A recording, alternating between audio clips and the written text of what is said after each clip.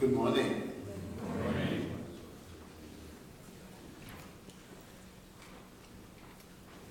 The date was August 5th, I believe, 1987.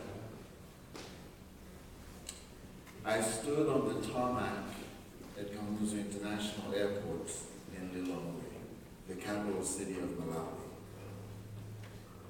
I hugged my mom, hugged my sister, hugged my 2-year-old daughter, and said goodbye.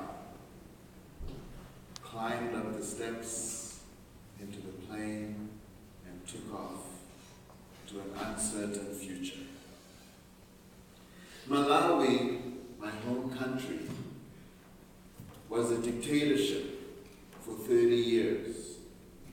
My father, Aleke Banda, who passed on this year in April, was one of the founding fathers of the country of Malawi. He was involved in the country's future. He got into politics because he believed in peace and justice for the Malawian people. And he did his best to work with a president whose only concern was power for himself. My father spent 12 years as a political prisoner. And when I was leaving, it was in the 7th year of his incarceration.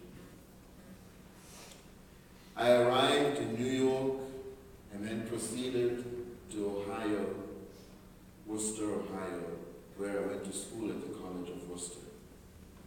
Yesterday, when I was at Turk, I likened my journey to opening the door to a dark room in which you knew there were plenty of obstacles, but there was no light, and you needed to get from one side of the room to the other, and you were barefoot, just like I am right now.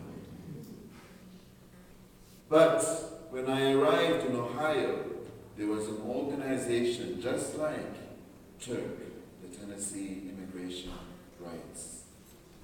And they smoothed my way through this dark room.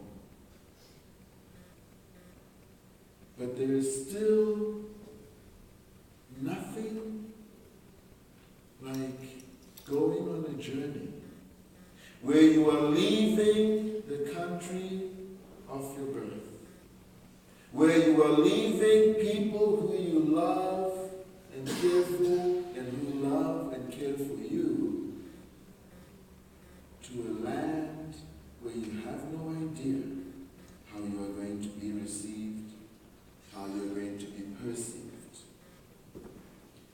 Within a few days of arriving in Worcester, I bumped into the proverbial corner of a chest drawer. I was walking downtown Worcester, Ohio, and a car pulled over to the side where I was walking. A man rolled down the window, leaned his head, and I thought he was going to ask for directions. So I leaned down, said hello, and this is what came out of his mouth. Do you see any other monkeys here? Go back to the zoo that you escaped from. My initial reaction was to turn around and say, is there a monkey? Then I realized he was talking about me. And I laughed. I was not alone, I was with friends. And they said to me, why are you laughing? And I said, it is really sad that this human being looks at me and sees a monkey. I can't comprehend that. I don't know if you've seen the recent headlines, but our fellow brothers and sisters who are in this country are being called by some people rats.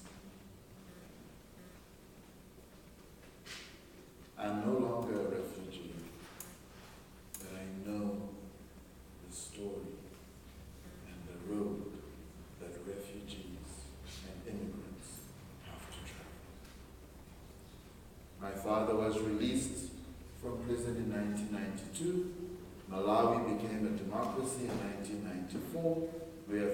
3 successful election cycles.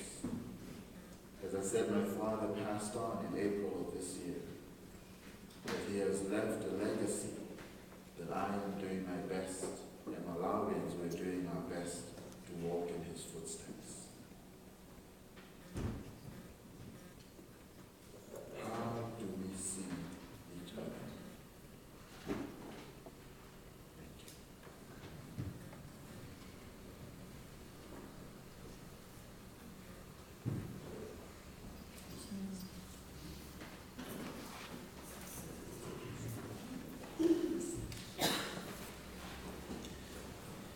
The t-shirt that Gail is wearing